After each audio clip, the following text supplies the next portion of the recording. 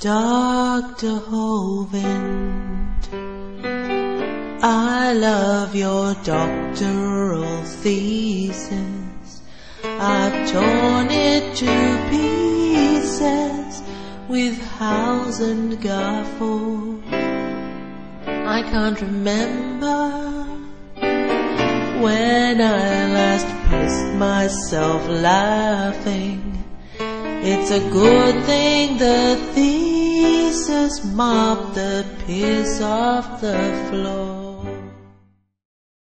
Welcome to part 41 of this read-through and peer review of Kent Hovind's doctoral dissertation, which was published on wikileaks.org on December the 9th, 2009.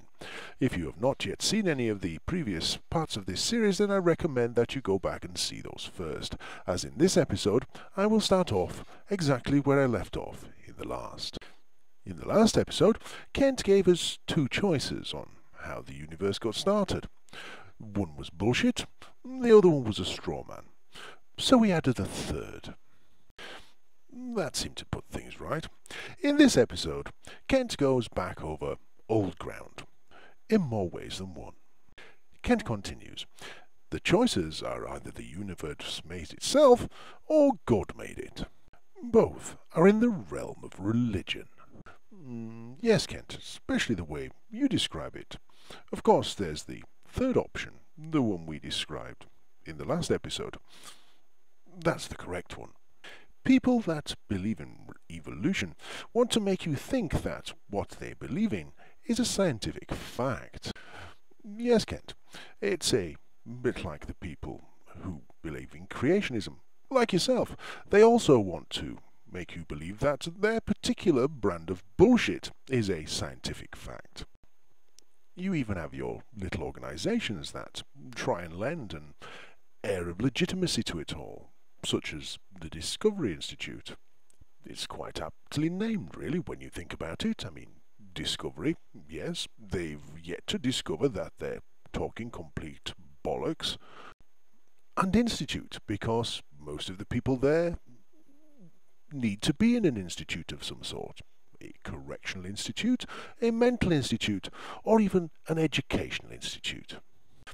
You see, Kent, people who do accept evolution do indeed accept a scientific fact. A fact that is observable, testable, and most importantly, falsifiable. But do carry on. Nothing could be farther from the truth. Only the shit that you come out with, Kent. Only the shit that you come out with. That and, of course, the shit that Ray Comfort comes out with, but that's a different series. These people are either extremely optimistic or just bald-faced liars. Kent, have you ever heard of projection? No, Kent, it's not that phallic object on your forehead. It's a psychological principle. Go look it up. You never know. They may just have a book that you can colour in.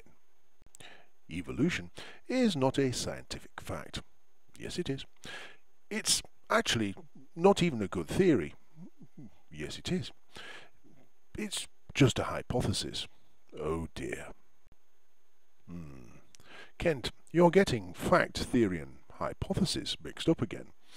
I suggest while you're looking up projection, you also look up those three words too. Now, if the next bit sounds a little familiar, that's because we've heard it before. You see, Kent has lifted the next bit of text directly out of the last chapter, almost down to the last word. Let's review. Actually, evolution fits into the realms of religion. Webster's definition of religion says, belief in a divine or superhuman power to be obeyed and worshipped as the creator and ruler of the universe. Yes, Kent, you said that on page 61, 11 pages ago. If this process of evolution created and rules the universe, then that is the superhuman power that the evolutionists worship. No, Kent, we've been over this. Evolution is simply a scientific theory that explains allele frequency within a population over time. It's not a superhuman power. It didn't create the universe. Many people down through the years have admitted that evolution is just a religion. Yes, Kent, especially if you quote-mound the hell out of them and take what they've said out of context like you did 10 or 11 pages ago. Oh, just like you did 10 or 11 pages ago. Literally word for word. Some still won't today because they don't understand the subject. Ah, yes, Kent, that'll be a bit like you. But anyway, for instance, Sir Arthur Keith, the British biologist, said, "Evolution is unproved and unprovable. We believe it because the only alternative is special creation, and that is unthinkable." And that quote, Kent, was part of your argument in the last chapter. Can't you come up with anything new? Oh, you can't. Well, carry on then. L.H. Matthews, the man who wrote the preface to the 1971 edition of Charles Darwin's book, The Origin of Species, said, "The belief in the theory of evolution is exactly parallel to belief in special creation, with evolution merely a satisfactory faith on which to base our interpretation of nature. It is a faith." Yes, Kent, and it's also a duplication of what you wrote 11 pages ago. Pierre Grasse, a French biologist, said, "Scientists should destroy the myth of evolution." Well, Kent, I think it's actually safe to say that he probably didn't. He probably said something along the lines of, "Les scientifiques dérivent de tous les mythes de l'évolution." That's because he's French, and his book was French, and he wrote it in French. Of course, that's nice and easy for you, isn't it, Kent? Because it just means it's harder to look up. Anyhow, the British physicist L.H. Lipscomb said, "In fact, evolution became in a sense a scientific religion. Almost all scientists have accepted it, and many are prepared to bend their observations to fit in with it." Now, I'll be honest with you on this one, Kent. Earlier, when we saw this on page 52, I accused you of completely making that quote up. Well, of course, I now know different.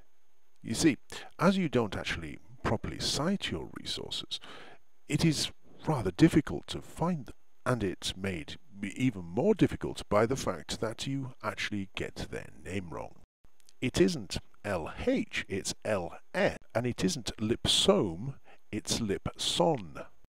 And as this guy's article endorses the creationist point of view entirely, and the guy who wrote it is a physicist studying and teaching physics, specifically optics and crystals, then you can't really call him an evolutionist studying biology and evolution. That's just bullshit. In fact, the only place you're actually going to find that quote today is plastered all over creationist websites. So, once again, I'm going to completely discount that quote because it's bollocks. But anyway, evolutionists can rant and rave all they want and say that evolution is a proven fact, when actually there is not one bit of scientific evidence to back up macroevolution. By that I mean major changes between kinds of animals. And that's almost correct, Kent. You see, there is no such thing as macroevolution, or by that matter, microevolution, with microevolution being the bit you can't deny, and macroevolution being the bit you can. You see, the mechanism that you use for both is the same, and therefore they're both evolution.